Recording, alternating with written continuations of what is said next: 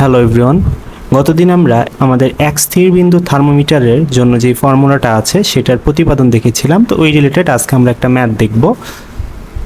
দেখো, এইখানে আমাদের বলে দেওয়া আছে একটি স্থির আয়তন গ্যাস থার্মোমিটার, এইখানে পানির ত্রৈধবিন্দুর চাপ বলে দেওয়া আছে 20 নিউটন পার মিটার স্কোয়ার এবং শুষ্ক বরফের চাপ 14.3 newton per metre square.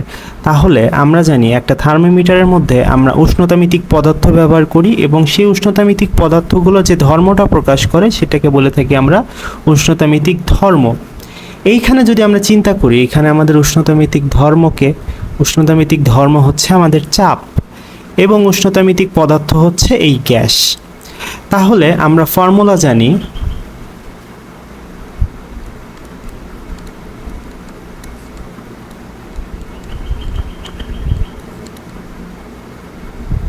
T equal শুষ্ক বরফের চাপ P ধরে নিলাম এবং তার নিচে আমাদের হবে কি ত্রৈধবিন্দুর চাপ PTR ধরে নিলাম ইন্টু 273.16। এটা আমরা জানি যে পানি ত্রৈধবিন্দু। আমরা গতদিন এই ফর্মুলাটা দেখেছিলাম কিভাবে আসে। তো এইখানে আমাদের কি কি দেওয়া আছে আমরা যদি একটু সাইডে লিখে নিই।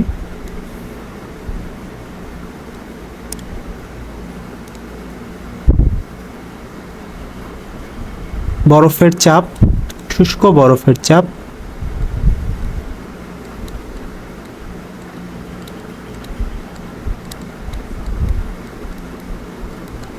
P equal 14.3 newton per metre square.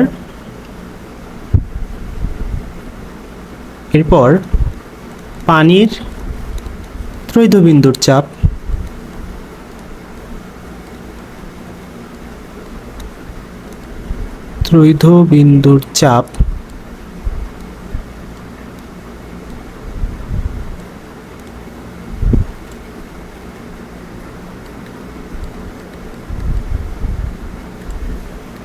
PTP বা PTR is equal to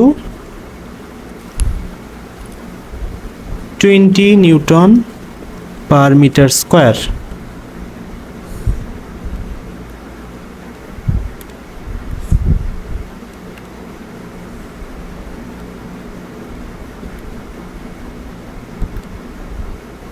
ওকে, আমরা যখন এখানে যদি ভ্যালুগুলো বসাই দিই, 14.3 ডিভাইডেড বাই 20 ইন্টু এত কেলভিন, তাহলে আমাদের অ্যান্সার আসবে 195.309 কেলভিন। এটাই আমাদের অ্যান্সার।